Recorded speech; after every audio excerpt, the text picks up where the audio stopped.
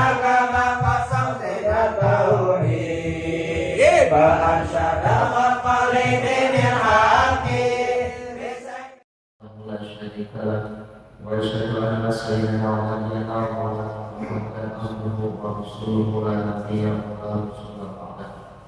Allahumma shalli wa sallim ala sayyidina Muhammadin nabiyyi wa ala alihi wa ashabihi wa tabi'in wa man tabi'ahum bi ihsanin ila yaumil qiyamah. Faqad qala Allah ta'ala fi muhkami tanzil a'udzu billahi samil 'alim minasy syaithanir rajim. Bismillahirrahmanirrahim. Wa takum minkum ummatun yad'una ila khairin wa ya'muruna bil ma'ruf wa yanhauna 'anil munkar wa ulaika humul muflihun. Hadratul mukarram al-muhtaram, terkhusus ketua DKM Mushola Al-Islam yang alhamdulillah mudah-mudahan senantiasa diberkahi Allah Subhanahu wa taala, senantiasa dipanjangkan umurnya, juga diberikan kemanfaatan dalam setiap hidupnya, khusus untuk jamaah kaum muslimin wal muslimat. Amin ya rabbal alamin. Selanjutnya hadratul mukarram para jamaah salat maghrib Mushola Al-Islam, jamaah i'tikaf, jamaah nanti sholat isya yang mana masih itu saja ya. Kita mah istiqomah dari dulu Pak. Iya kata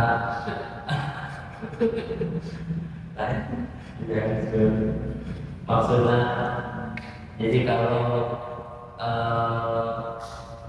dari dulu ngaji taklim kita gak kurang dari 10 orang ya, gak kurang gak lebih lah dari 10 orang gitu. Artinya Allah itu menurunkan hidayah kepada orang itu saja. Apa yang hidayah orang gandengnya blok depan ke situ terus insya Allah yang penting kita tanggapi dengan semua berjamaah. Alhamdulillah jamaah rahimahullah. Alhamdulillah jadi saya main-main ke kanan kiri siang minjem yasin tadi ketua saya izin. Iya sampai ada acara tadi di Blok E, setelah saya syukuran 10 hari gak ramai-ramai undangnya paling kena 10-12 orang. Katanya ada sekalian bawa yasin, pas masuk ke sini lupa iya yasin ya gitu. Mampirlah ke abang-abangan saya. Alhamdulillah pulang ke sini balikin nanti sekalian ya maghrib kalau ada waktu. Alhamdulillah wasilah Kang Didi, jadi saya bisa silaturahmi lagi dengan Allah. Jamaah hadirin rahimakumullah.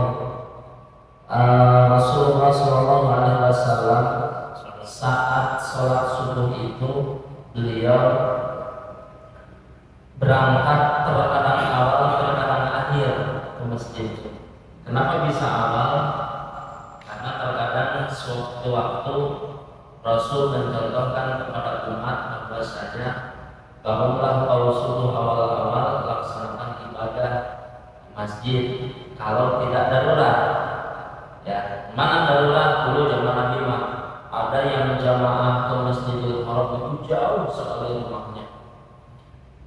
Dikisahkan di dalam beberapa nasih bahwasanya maaf namanya saya lupa, dia itu kurang lebih jalan dari rumahnya menuju Masjidil Haram itu satu parsah. Satu parsah itu kira-kira udah dihitung kemarin itu waktu pengajian di Villa Permata 11 kilo. 11 kilo dari sini ke Citarum ada tuh ya? Ada ya? Nah, setiap subuh dia mementingkan sholat berjamaah, ingin berjamaah bareng Nabi. Itu jalan berarti dari Citarum kurang lebih ke sini. Nah, jauh. Karena kalau sunnahnya lagi sehat, kan untanya itu siangnya dipakai berjualan. Nah, jadi sekali-kali bawa unta sekalian jualan. Orang Arab kan pintar-pintar jualan pedagang. Tapi di sini di kita ya hampir sama mungkin kayak margin. Di mana dia berpijak pastilah ada barang yang dia dapat. Mulai di puncak beli Arab, condet nah di kita mah yang dekat-dekat gamis Arab, apalagi peralatan Arab, Ya dan itu jalan silaturahmi di sini Pak. Gitu. Nah orang tersebut dia berjalan jauh.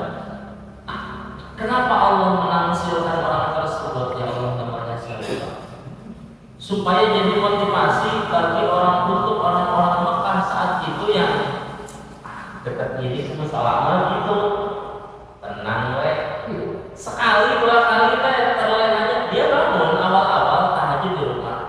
Tapi karena terlena dekat ini akhirnya nggak keburu kemudian di masjid.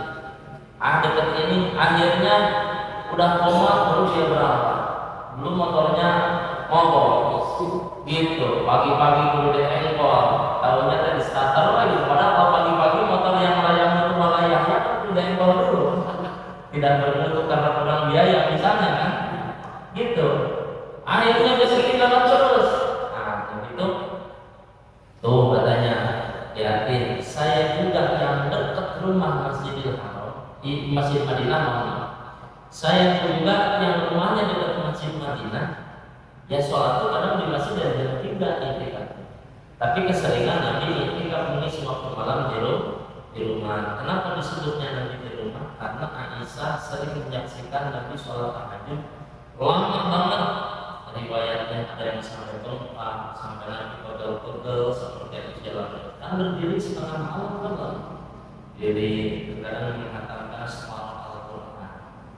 Ya, seperti itu. Jadi jamaah hadirin rahimakumullah. Nah, kadang awal, kadang akhir. Kenapa awal? Supaya kita mengejar pahala berjamaah. Bahasanya gini, oke nggak apa-apa, nggak perlu sholat tahajud bangun. Yang penting kau pentingkan sholat berjamaah gitu. Karena gini Pak, sering saya coba baik di sini ataupun dulu lagu-lagu lama di bawah sekarang ini pasti tahu. Kita tes soal bangun ngikutin senior dari jam 3. Senior udah bangun jam 3. Karena kan senior kadang-kadang jalannya tuh kita pondok kayu dikencangin, jlik gitu. Digituin supaya seperti membangunkan tapi dengan tidak sengaja gitu kan. Oh senior udah bangun, kita ikut lah, sholat tahajud lah di kadang ke masjid, kadang kita balik lagi ke asrama, sholatnya di asrama, pengen kayak mereka malam menghafal gitu. Karena masih malam rasanya jam 3, kita pergi sholat tahajud dan pondok 6 rakaat lah, habis itu ngapal 1 bait 2 bait alfiah, habis itu tidur lagi. Tetap subuh tidak keburu berjamaah karena orang-orang pondok mau usil kadang-kadang jari yang itu dulu ntar terlalu gitu. Nah, jadi sekiranya memang kau tidak dapat katanya melaksanakan sholat tahajud, usaha subuh berjamaah. Kalau memang kita sudah konsisten bisa bangun itu jam 4:30 lah, ya udah konsisten itu supaya subuh itu kita dapat pahala khairun minad dunya wa ma fiha. Sholat subuh berjamaah lebih baik daripada dunia dan seisinya. Ini bagi apa? Bagi orang yang imannya itu kadang naik, kadang turun, kadang timbul, kadang melopot, sama kayak jalan mancing gitu kan? Kadang dapat, kadang kagak imannya. Gak bisa dia tidur di bawah lewat jam 12 dikit, pasti subuhnya ke siang. Kalau subuhnya, kalau tidurnya misalkan jam 10, jam 11 tidur, subuh insya Allah keburu. Kayak saya gitu saya. Habis suara diri dari mana? Sering saya lewat sini kalau habis dari Wanahera. Ya, habis dari Wanahera kan perkumpulan saya sekarang seringnya di ya kalau deh. Kadang-kadang malam pulang lewat sini jam 1, setengah 2. Itu subuh itu udah pasti di masjid udah alhamdulillah. Untung jamaahnya pada sore gitu. Gak ada yang mau nanya. Jamaah rahimakumullah. Nah, bagi kita yang mungkin pengen mengejar sunnah bangunlah malam-malam tapi menuju sholat subuh kita ngantuk lagi. Menuju sholat subuh kita ngantuk lagi, ya. Mendingan bangunnya ya jangan jam 3 lah kalau baru latihan. Kira-kira subuh 4:30 kita jam 4 sudah keburu jam 4 setelah tahajud. Apa poinnya? Ya. Jadi Nabi itu kalau bangun dia cepat, kalau bangun cepat Nabi sholat tahajud di rumah mengajarkan kepada kita, istilah jangan jadikan rumah ini seperti kuburan. Rumah tuh seperti kuburan tuh sepi, gak ada kegiatan ngaji, gak ada kegiatan apa gitu. Di kuburan tuh gitu. Kadang tegur sapa berantem isinya. Nah, kalau di kubur itu malaikat kadang menegur isinya ngapain dong? Kalau mungkin tak memberikan nikmat, memberikan siksa. Maka istilah malam-malam itu dengan sholat sunnah, perbanyak sholat sunnah, perbanyak sholat tahajud. Ditutupi, jangan lupa tutup dengan sholat witir. Jamaah rahimakumullah. Tapi sisi lain motivasinya harus disiarkan masjid. Kadang-kadang di kota maya orang yang ngalor ada apa yang keren ngalor tengah malam tuh sandarannya dia kemana nyari? Pasti nyari masjid, nyari musola, nyari pom bensin. Kadang pom bensin di kita mah warna herang gak 24 jam. Warna herang yang sebelah mana juga 24 jam ya. Kecuali di Cibubur kali, Cibubur 24 jam. Itu tugas siapa? Bagi pemangku agama, ya, yang hidupnya itu 24 jam jadi public figure, percontohan orang. Sesekalilah sholat tahajud itu di musola atau masjid. Tugasnya paling tinggi. Ketua DKM. Misalnya kita kan ketua, setidaknya ada public figure, Pak Didi, Ustaz. Gitu. Jadi kalau sesekali lihat jam 3 udah nyala musola. Nah, isinya musola kayak gitu, bukan hanya isinya musola tuh jam 4:30-5 saja pas aja, misalnya kan gitu. Nah, jadi Rasul sesekali mengajarkan, mencontohkan sholat di masjid secara awal-awal juga terkadang mengisi waktu memenuhi dengan ibadah. Lalu ini saya sedang menceritakan kegiatan Nabi dari tengah malam ketemu pagi itu ngapain. Nah, lalu ketika setelah sholat subuh tidak mubah sholatnya Nabi itu kecuali setelah apa disebutnya, terbit apa terbenam? Terbit ya? Fajar. Isra apa itu disebutnya? Terbit. Terbit ya. Nah, bahasa Indonesia-nya saya bilangnya 6,5 berapa enggak tahu. Muncullah sedikit matahari. Nah, baru disitulah Nabi naik sebentar dikit kira-kira masuk waktu duha. Itu barulah Nabi melaksanakan aktivitas. Jadi enggak assalamualaikum, enggak selesai kayak saya lanjut tidur lagi. Di sini dulu saya udah kenyang banget tidur lama. Lari kawan. Dulu sampai jauh lari tidur bangun. Nah gitu, kurang bagus buat jadi contoh. Jamaah rahimahumullah. Lalu setelah itu Nabi itu bercengkrama dengan sahabat, ngamsen, ya, ngamsen dengan sahabat. Biasanya jika yang jamaah salat subuh 1, 2, 3, 4, 5, contoh 5 orang konsisten tiap pagi ada. Tahu-tahu sewaktu-waktu hari tidak ada. Nah, disitulah peran seorang pemimpin ditanya, kemana ya Pak tadi ya? Gitu. Iya ya, kemarin aja, sekarang nggak ada. Ngantor kali pensiun Pak, udah pensiun kerjanya. Kantor kemana misalnya kan? Contoh, gitu. Info dulu, doakan agar sedang kurang sehat. Nah disitulah peran Nabi sebelum melaksanakan amal pribadi, jadilah Nabi itu berangkat apa disebutnya menengok orang sakit. Ditanya, atau misalkan 1 hari, 2 hari, 3 hari gak berjamaah. Padahal kalau siang ketemu Nabi mendatangi silaturahmi. Kenapa sampai gak berjamaah? Gitu. Katakan jalan-jalan Nabi yang seperti itu. Mohon maaf, bisa apresiasi kepada jemaah. Tapi baca. Lihat silakan ada hasilnya. Selasa ada, kamu nggak ada, harus nggak ada. Mas bapak itu sebelah mana ya? Bapak kenapa? Sakit, ada masalah, ya kan? Sakit masih bisa kita doain. Gitu, punya masalah dia mesti cerita. Gue tahu mohon maaf angkatan. Gitu kan? Nah, jemaah rahimahumullah.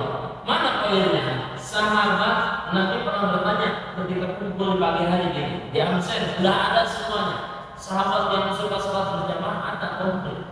Lalulah sahabat bertanya, ya Rasulullah, apa kabar kalian hari ini? Saya pernah juga menceritakan ini.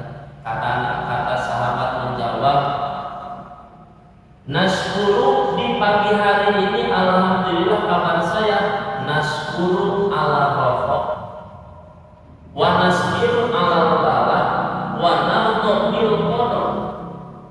Jadi orang pintar nanya kepada orang paling pintar, nanya ke bawahan yang sangat pintar juga. Jadi jawabannya nggak oke, alhamdulillah, cuma dompetnya aja yang perok nih. Kita mah kan ditanya kalau pagi-pagi alhamdulillah tapi nggak punya urut. Langsung diceritain masalahnya ke kita mah. Kadang-kadang ketemu sama teman sama rekannya. Sahabat mah kan gitu. Ya. Kabar kalian gimana? Kaifa asbahna ya ashabi. Bagaimana kabar kalian hari ini? Sahabat menjawab, nashkuru ala Allah. Aku bersyukur terhadap apa yang telah diberikan Allah kepadaku.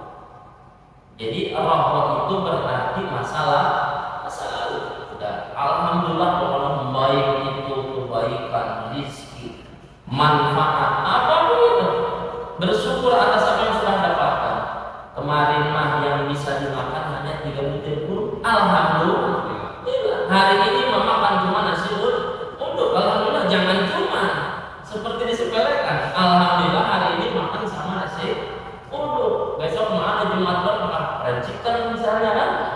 Contoh kalau Jumat berkah ketemu kan gitu. Jadi siklus itu berganti dan sahabat itu tidak pernah membedakan nikmat yang manapun itu yang datang kepada. Alhamdulillah, bahkan sampai sahabat ya makan kurma 3 biji itu buat satu hari, satu biji pagi, 1 biji siang, 1 biji sore, dan itu tetap alhamdulillah. Kan prinsip syukur itu ajrul ma'ruf,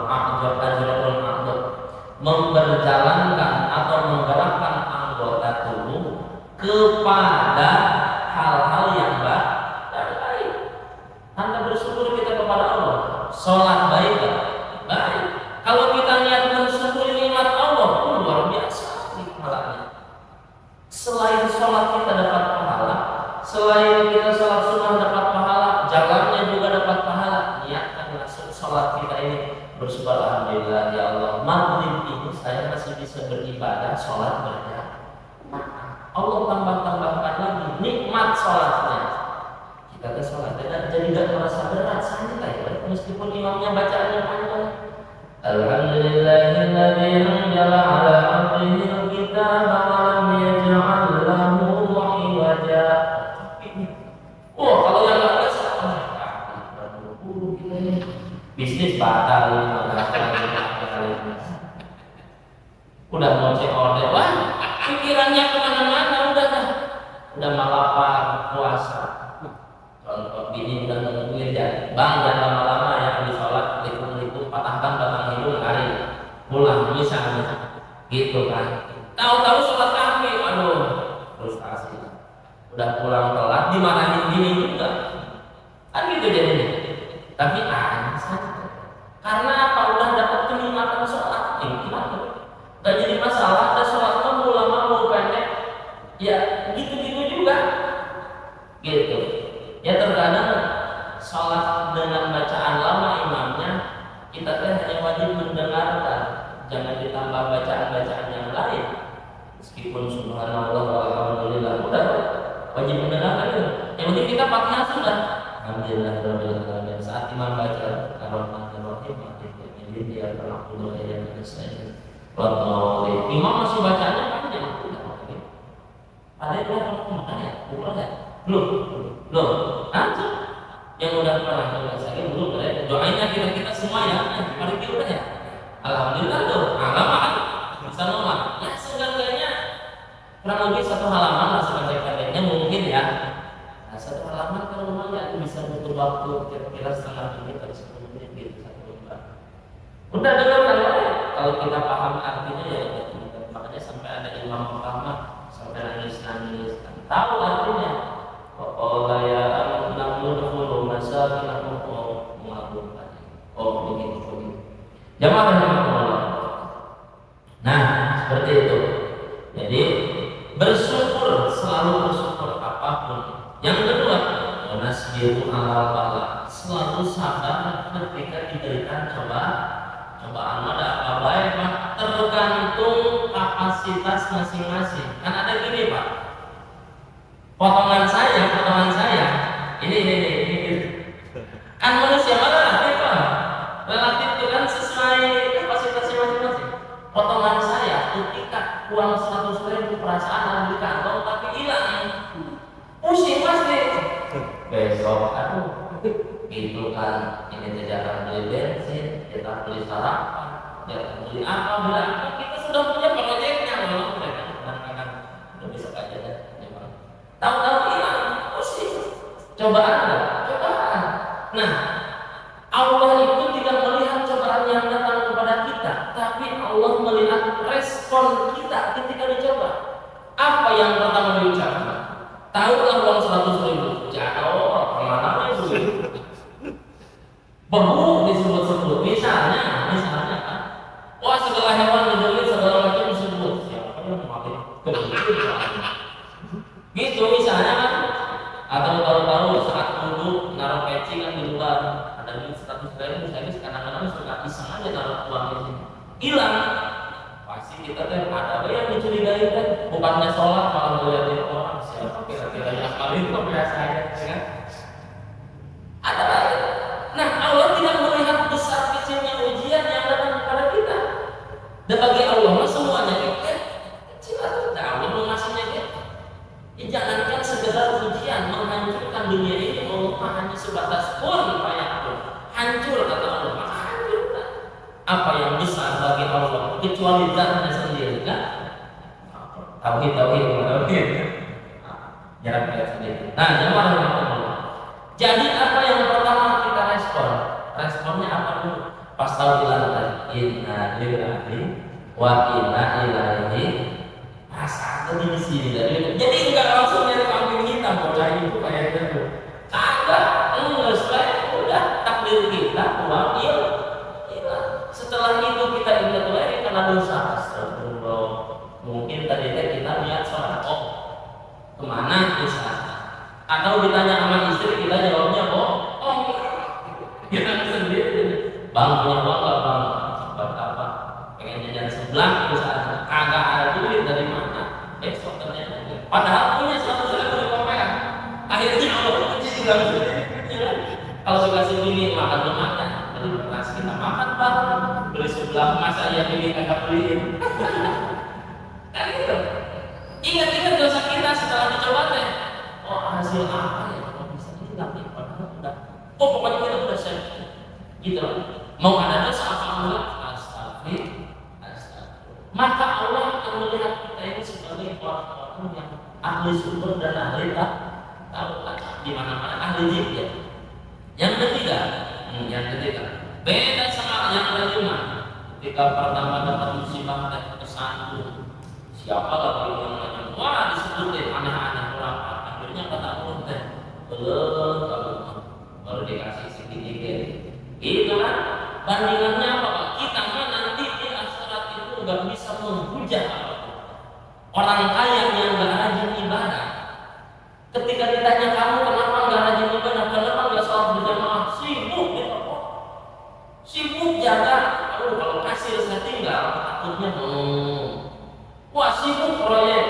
Kalau proyek saya tinggal 400 miliar hangus, gitu misalkan. Sedangkan harus tanda tangan pas jamnya kelar. Habis itu meeting segala macam. Kelar, out salat. Kata Nabi mah, kayaan siapa kamu amanah musibah itu? Itu nggak bisa Pak, kita nggak bisa membela diri nanti di akhirat Pak. Udah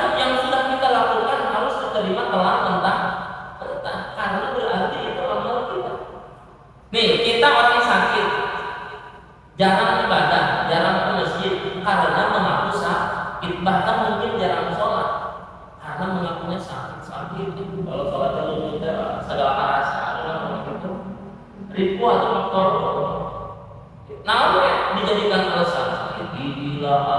Lagian penyakitnya sudah disengajain datangnya pas waktu sholat. Enak aja ada penyakit. Oi, kita mau waktu datang baiknya, waktu hilang baik kan gitu. Kata Allah Subhanahu Wa Taala, kamu nggak sholat, kamu nggak puasa, kamu nggak nyapat, alasannya karena sakit. Besaran siapa Allah berikan sakit kepada Nabi? Apa siapa yang sakit? Ayub. Nabi Ayub sampai 3 bulan kerongkongan, isinya habis, dagingnya habis, sampai borok segala macam. Nabi Ayub tetap zikir ibadah sholat semampunya. Gitu. Orang yang parah sekali tergoda banyak wanita, datang kemana wanita nempel karena punya ajian similitude misalnya, gitu, merasa ganteng, akhirnya terlena, banyak disukai, konser kemana-mana. Gitu, dan siapa sama Nabi Yusuf? Wah, kalah kita mah. Orang yang bujang, belum menikah misalnya. Contoh, tidak ibadah karena dengan alasan gak ada yang bangunin, gak ada yang ini. Nabi Isa seumur-umur tidak pernah punya istri, tapi dikategorikan Rasul Ulul Azmi, Rasul terbaik di antara Nabi dan Rasul yang lain. Jamaah dari rahimahullah. Nah itu Pak, jadi kita mampu upayakan ya Allah, sholat saya ini segini buktinya, udah semampunya segini ya Allah, maka kata Tuhan Gusti Allah. Dan yang berhak menerima dan memberikan pahala hanyalah Allah. Kita mah sholat jangan mikirin pahala, udah berpikir kita untuk menggugurkan kewajiban kita sudah hebat. Kalau kata Allah sholat kamu kau pikirkan pahalanya transaksional dalam ibadah itu. Oh itu. Sedangkan seberapa besar nikmat yang telah aku berikan kepada engkau supaya engkau bisa sholat, seberapa besar nikmat mata yang telah aku berikan kepada engkau supaya engkau bisa bekerja. Allah tahu bandingannya pada kita menikmat Allah. Gitu, jangan Allah. Yang ketiga, wanardo ilqodo, terlepas daripada itu semua, apapun yang akan terjadi nanti masa depan. Tapi ini artinya bukan maksud kita menyerah ya.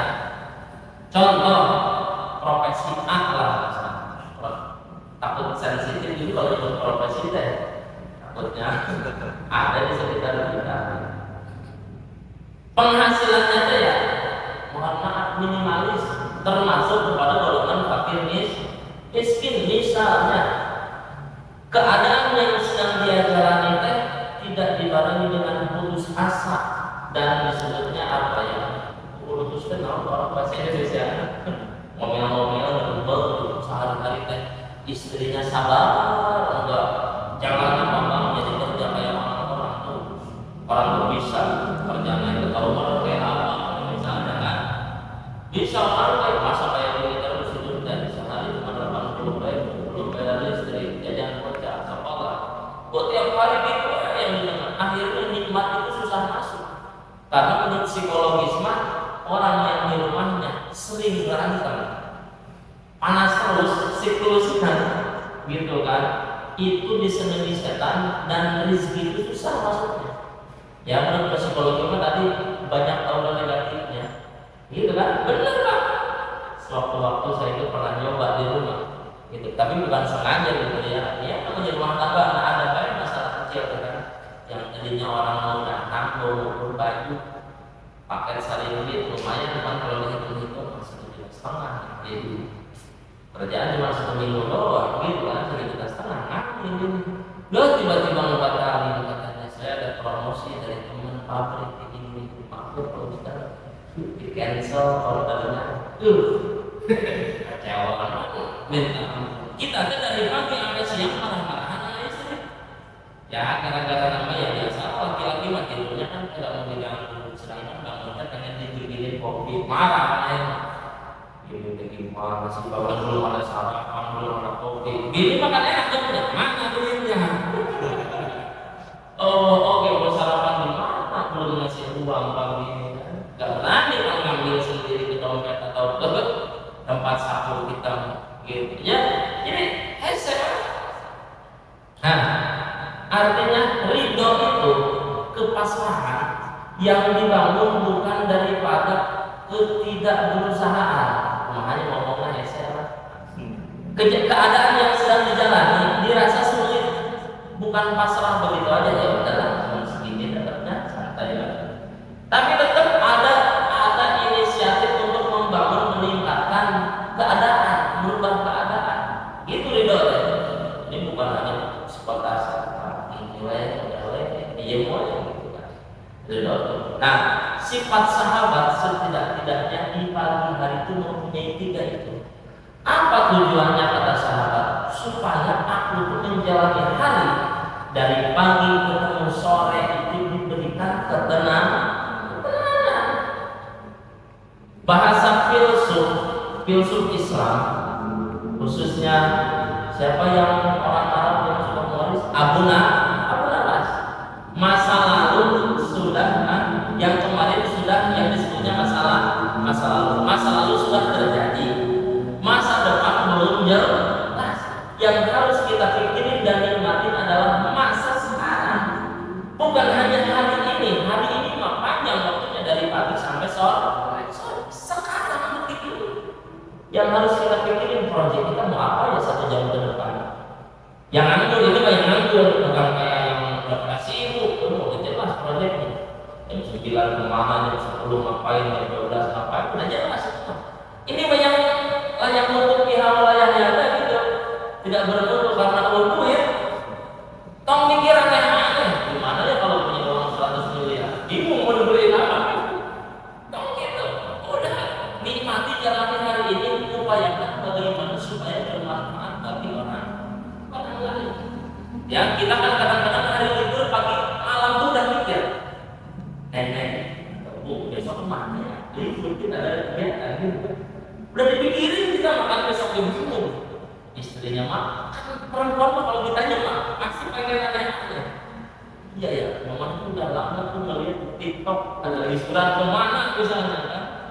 Lagi kalau mau jalan-jalan ke Pulau Seribu misalnya, nginep di Pulau Tidung harganya tuh lagi promo diskon 30%, kesana itu perempuan aja selalu ada lumayan budgetnya meskipun promo kan kalau kesana kan gitu. Kita mau udah proyek tuh udah kita rencana mah boleh tuh punya gitu. Akan tetapi kata Nabi SAW, sifat-sifat orang yang bersyukur adalah orang yang senantiasa menikmati keadaannya yang sekarang juga. Kita sekarang lagi ngaji, alhamdulillah. Gitu, udah proyeknya udah pasti menanti datang ke rumah bapak ini. Bang, pasangin bang, angin. Tadi beli gas, pasangin lagi. Nanggu, gorengin telur sekalian. Ini bocah lagi mau goreng. Gak perlu kita pikirin, udah banyak proyek di rumah.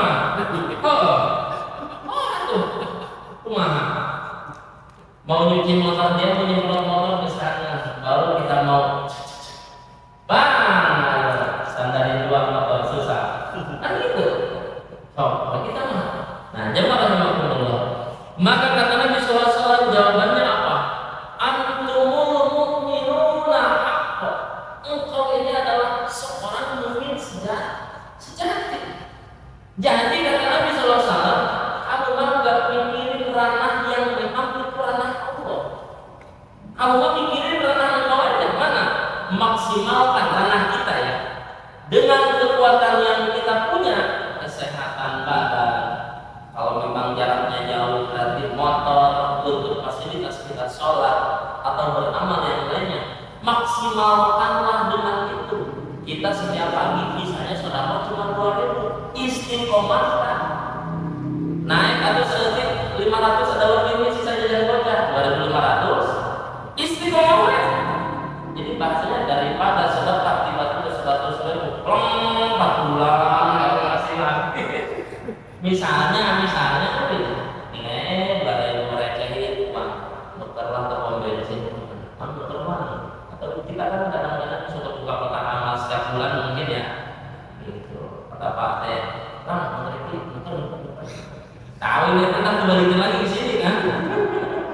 Gitu, mudah buat masukin tiap paket. Nah itu nilai istiqomahnya itu yang Allah lihat.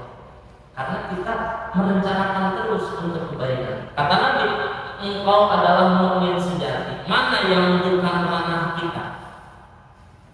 Orang Sunda selalu menyebut ketika saya pulang kampung minta doanya, Bu minta doanya. Nah, kita pengen kaya seperti orang lainnya, punya mobil, rumah yang banyak. Kamu banyak penting berusaha aja semaksimal mungkin. Dah jodoh pati bagja cilaka coba arti kenalan sih. Jodoh pati bagja cilaka coba pada naon. Jodoh udah jelas jodoh pati itu apa? Mati ya, mati ya. Tinggal bagja kebahagiaan, cilaka coba kan kecelakaan. Hanyalah Allah yang tahu. Ditambah lagi jodoh pati bagja cilaka rezeki. Hanyalah Allah yang tahu. Jadi jangan kita mengandai-andai. Soalnya dapat tuh ya 5 miliar. Melamun doang punya tender kata, proyek kata gitu kan. Gitu terus saya berimajinasi yang akhirnya kagak mulai bekerjanya. Nah itulah bukan mukmin sejati. Jadi kata Rasulullah mah ibadah kau pantaskan, maksimalkan, lalu setelah itu kamu harus punya waktu untuk berikhtiar, waktunya bekerja. Tapi batasan kata Nabi sallallahu alaihi wasallam, ya ayyuhalladzina amanu idza nudiya lis-sholati min yaumil jumu'ah fas'au ila dzikrillahi wa dharul bai'a. Wahai orang-orang yang beriman, idza nudiya lis-sholati min yaumil jumu'ah, apabila telah datang panggilan Jumat, lihat di dalam tafsirnya bukan hanya panggilan Jumat. Yang sholatnya Jumat doang. Ini semua sholat. Ketika kamu dengar panggilan sholat, fas'au ila dzikrillah, maka bergegaslah engkau kepada zikrullah, kepada panggilan Allah yang berarti kita harus berani menunda sesibuk apapun pekerjaan kita. Ketika sudah azan, tundaklah pekerjaan itu. Allah sudah berikan kepada kita hak kita untuk bekerja. Allah lalu berubah lagi hak kita untuk beribadah. Ada jamnya. Atau sebatang lagi pada yang kalau katanya. Stoplah. Kita mau banyak nama itu ya. Itu batang lagi lah gitu. Nah, tanggung juga apalagi salat isya, salat zuhur lah kadang-kadang istirahat. Kagok gitu ya. Baru setengahnya samsu lagi lama kan samsu. Sampurna ambil penting. Nyerepet langsung. Saya 5 menit ke habis. Samsu kok butuh 15 menit kalau perjuangan ngabisin sebatang. Nah, belum lebih 5 ya. Nah, jadi jemaah rahimahullah. Mungkin sejatinya kayak gitu. Jadi rezeki mah begini. Apa yang sudah kita peroleh daripada pekerjaan kita, jangan menerima dia nasi aneh-aneh. Contoh, kita mikirin karir wajar. Kita kan udah 10 tahun bekerja di bagian ini, di karyawan, dan misalkan karyawan biasa, pengen nggak sekali-kali jadi supervisor misalkan, atau jadi asisten manajer.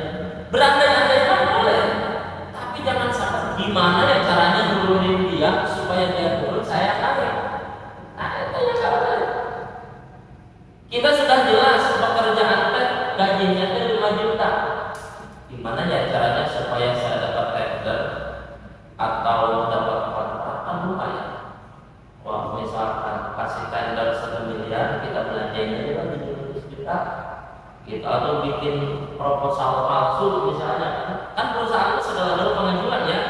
Apa-apa teh orang-orang yang kalau di bagian di tentara malah gitu ada yang disebut nanti bekang perbekalan angkutan, ada yang disebut denma gitu. Tahu gitu karena nongkrong di Surabaya gitu kan.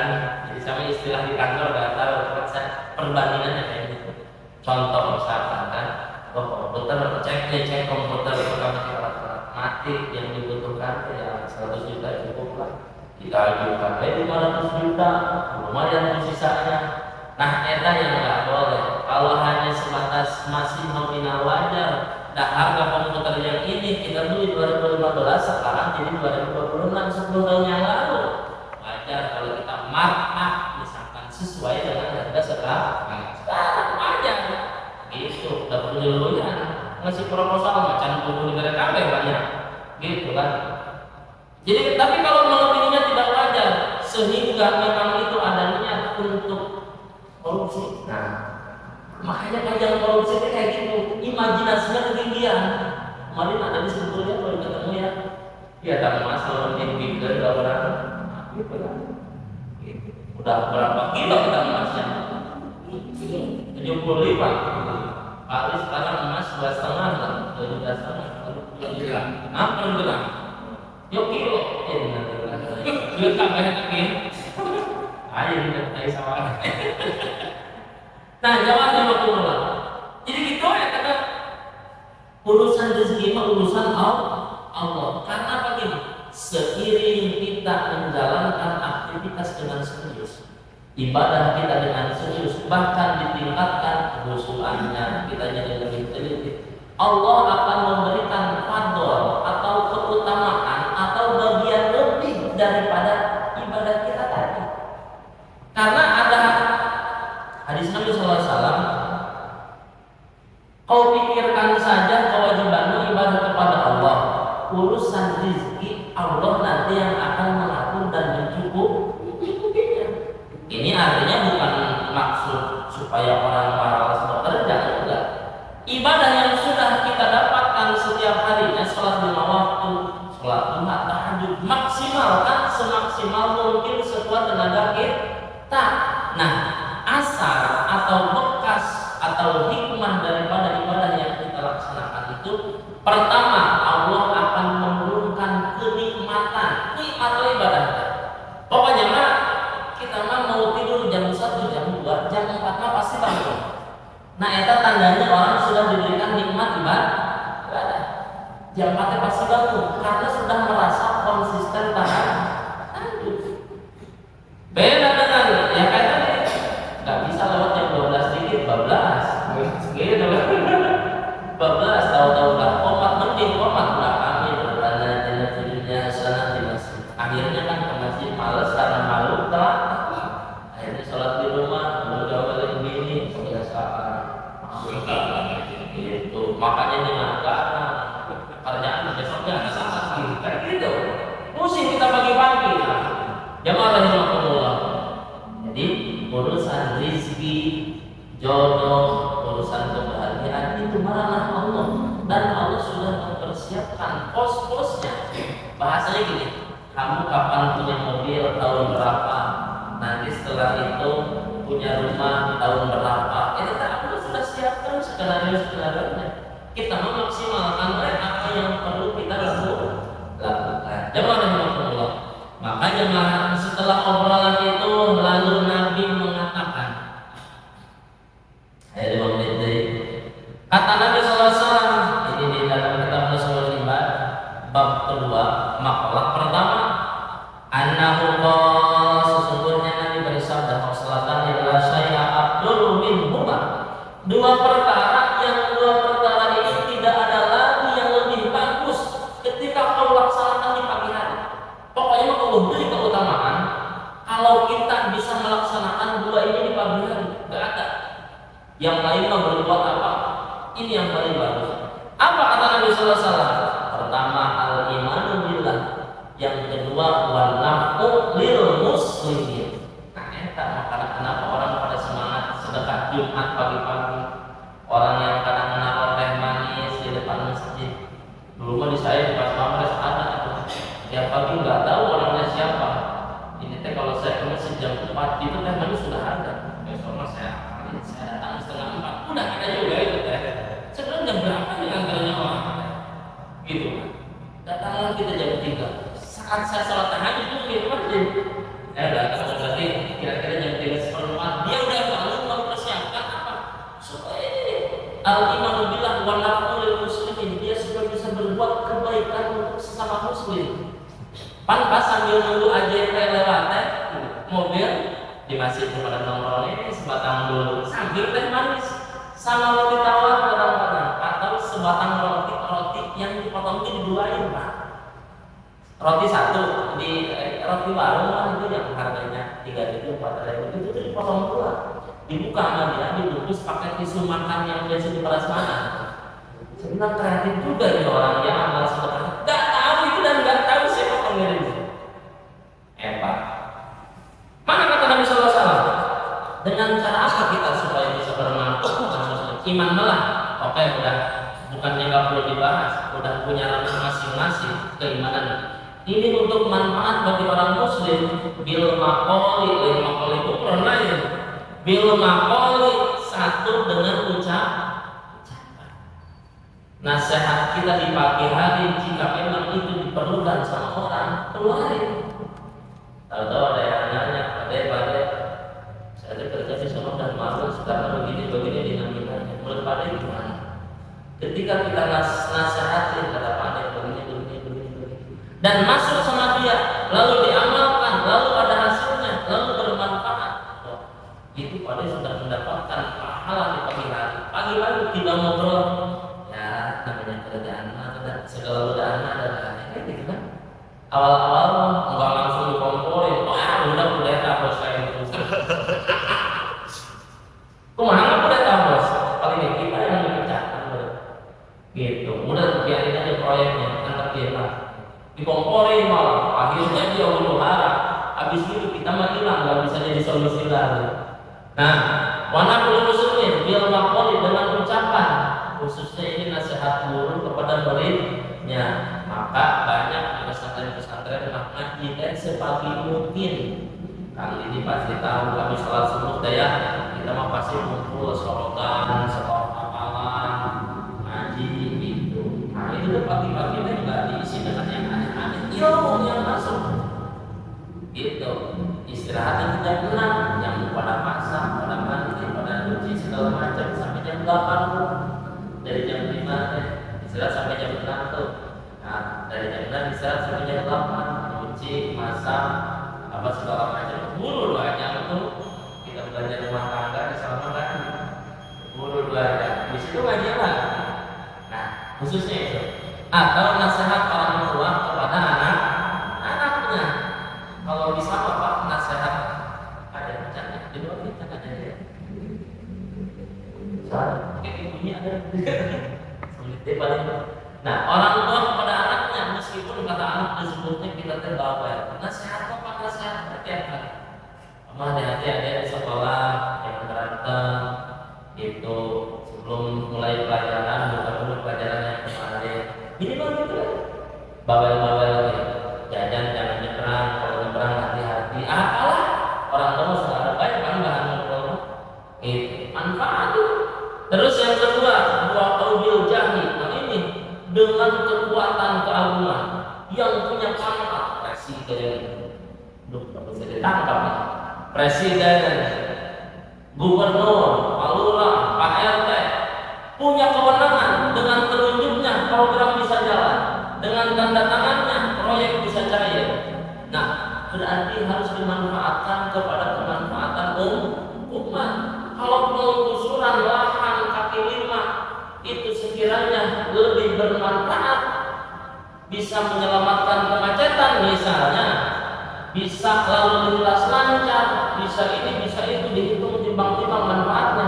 Coba misalkan kalau orang yang dagang, ya saya mah perbandingannya kayak di Ciderep lah, Ciderep itu dagang sampai nyebrang ke jalan tengah. Ada baik kadang-kadang 2 hari sekali anak keserempet motor ditabrak lah, gerobak ketabrak yang remblong lah apa? Madarat, timbullah gebrakan pada Mulyadi, misalnya kan di Jawa Barat. Kaki lima yang dagang di bahu jalan, di tengah jalan dibersihkan. Sisi lain kerugian nggak? Rugi. Tapi kalau dilihat di kaca manfaatnya lebih besar. Gitu. Tadi kan udah tinggal diam ya, Pak RT ya. Kasih modal, nih kamu nanti jualannya di sini, di tempat-tempat itu ya. Gitu. Nah, jemaah itu kerjaannya Pak. Dengan kekuatan kita, Pak RT kelasnya apa yang bisa bikin bermanfaat? Kalau memang lidahnya bisa bermanfaat, warga kerja bakti bersihkan got, jangan depan kan? Atau apa selokan? Sekarang kan musim panas banyaknya. Tahu? Sisi lain mungkin Pak RT mengganggu waktu istirahat kita saat libur, tapi manfaatnya mana Pak RT ya? Pak di Mela mas saya sekarang. Tapi manfaatnya Kalau buat jalan dibersihkan, nyamuk gak banyak bersarang, manfaatnya ada. Bersih, gak bau, gak banyak sampah, nyamuknya jadi ogah mah. Kadang-kadang orang ketika ada pogi ngomong-ngomongnya pakai pogi segala. Kita rumahnya udah canggih, pakai hit elektrik, hit magic, ini gak di endorse ya. Gitu kan, segala macam udah pakai raket yang ada listriknya lah, nggak perlu dipogi, seru, gitu kan. Manfaat ini terbuat orang lain. Bil Jahli, bangsa mana kedudukannya dia, dengan dakwahnya di sana sehingga orang tertarik giroh untuk beribadah. Manfaat, yang tadinya nggak tahu ilmu ini jadi tahu, nggak tahu ilmu tahajud jadi tahu, yang nggak tahu ilmu jadi tahu. Satu lagi, aubil mali, aubil badani, aubil mali dengan harta. Tadilah sedekah. Kalau memang kita bisa mengeluarkan sedekahnya sehari 2.000 ke masjid, 2.000 ke anak yatim, 2.000 kepada pemulung di pinggir jalan. Sedekah kita berarti sehari 6.000. Gitu. Dengan harta kita manfaat. Bil badan atau dengan badan. Contohnya Sayyidina Bilal bin Rabah. Gagah perkasa. Masjid Madinah itu sebagian besarnya Bilal yang bangun. Gitu. Hebat dengan badannya, dengan suaranya bagus. Orang jadi tahu waktu ada yang di saat belum ada speaker kayak sekarang. Wow, makanya dulu ada di mana ada apa? Keliling ada.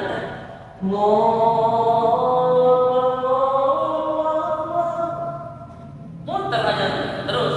Kalau sholat sampai ke belakang supaya kita tahu contohkan bila orang yang rajin sedekah, rajin sedekah dicontohkan seperti Utsman bin Affan. Bil Jahli dengan kedudukan dia dicontohkan seperti Umar bin Khattab. Terang-terangan melawan orang kafir. Jika ada orang kafir yang mengganggu Islam, dengan saya berhadapannya, ya itu gak pernah kalah Umar ketika bergulat dengan siapapun di pertandingan. Dengan kedudukan itu dijadikanlah manfaat untuk umat muslim. Maka kata Rasulullah SAW, dia itu mendapat keutamaan yang tidak ada bandingannya. Keutamaan itu tidak diturunkan di pagi hari kecuali kepada orang yang bisa melaksanakan dua tersebut. Satu, iman kepada Allah, tawakal pasrah melalui zikir dan Quran segala macam. Yang kedua, naf'ul muslimin, bermanfaat bagi orang muslim. Kerja bakti manfaat, ngaji manfaat. Apalagi di kita sosial yang bisa menumbuhkan persatuan, insya Allah manfaat. Dan jangan sampai nggak mau ketika ada panggilan dakwah, panggilan kerja yang sifatnya sosial, karena itu adalah hakikatnya panggilan juga daripada Allah Subhanahu wa taala. Jamaah rahimakumullah, kurang lebihnya mohon maaf. Tentunya pasti banyak kekurangan saya. Kalau menjadi di mana suka kuyo gitu. Ya, mohon maaf bila ada kesalahan. Assalamualaikum warahmatullahi wabarakatuh.